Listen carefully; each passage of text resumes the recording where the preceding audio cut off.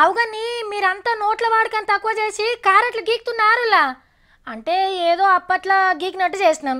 ఇప్పుడంటే బ్యాంకులలో ఏటీఎంలలో పైసలు మంచిగానే ఇవ్వబట్టే మెల్లమెల్లగా మెల్లమెల్లగా అంతా మునుపు లెక్కనే అనిపిస్తుంది.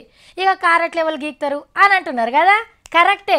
మొన్న ఒకరు సర్వే చేస్తే కూడా ఇదే ముచ్చట చెప్పిరట పబ్లిక్ అంతా. కారెట్లు వాడమని లక్కీ లాటరీ ఆఫర్లు పెట్టిరి. పెట్రోల్ బంకుల లీటర్ మీద 75 పైసలు వాపసు ఇవ్వట్రి. అయినా మళ్ళా నోట్లతోనే ఖర్చు పెడుతుండ్రు. కానీ ఇప్పుడు మేము చెప్పేది విన్నాక ఇది మాత్రం కారెట్ల మీదే కొంటారు గ్యారంటీ. బిడ్డ పెండ్లిలకు ఇంట్లో పైకం దాచుకున్నోళ్ళు మొదలు పోయి బ్యాంకులు వేసినాన్రీ. ఖర్చులను బట్టి కారెట్లు గీకితే మంచిది. ఏం లేదులా, నగదు పైకంతోని నగలు కొంటే ట్యాక్స్లు వేస్తారట సెంటర్ వాళ్ళు. నోట్లతోని 2 లక్షలకు లోపట్ల కొంటే ఏం లేదు, దాటితే మాత్రం 1,00,000 చొప్పున దండుకు పడ్డట్టే. ఇంకో 15 రోజులు టైం ఉంది. ఏప్రిల్ 1 సంది గీ రూల్ అమల్లో పెడతారట. కారెట్లు గీకి ఎన్ని తులాల బంగారం కొన్నా ఏం కాదు.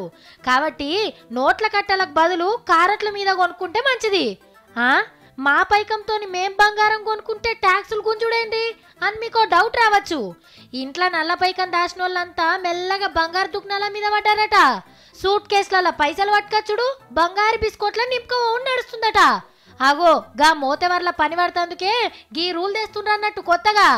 నల్ల పైకం ఉండద్దనే ఆఫీసర్ల ఆపచ్చన మంచిగానే ఉన్నది కానీ ఒక్కపారే కాకుండా నోట్లతోని నెలకో 2 లక్షల బంగారం బేరం చేసుకుంటా పోతే ఏం చేస్తారో.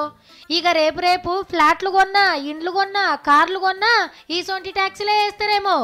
అట్లనే ఎవరన్నా పెండ్లి కట్నం తీసుకునేటోళ్ళు ఉంటే ఆన్లైన్లో ట్రాన్స్ఫర్ చేయమనుండ్రి, ఎందుకైనా మంచిది.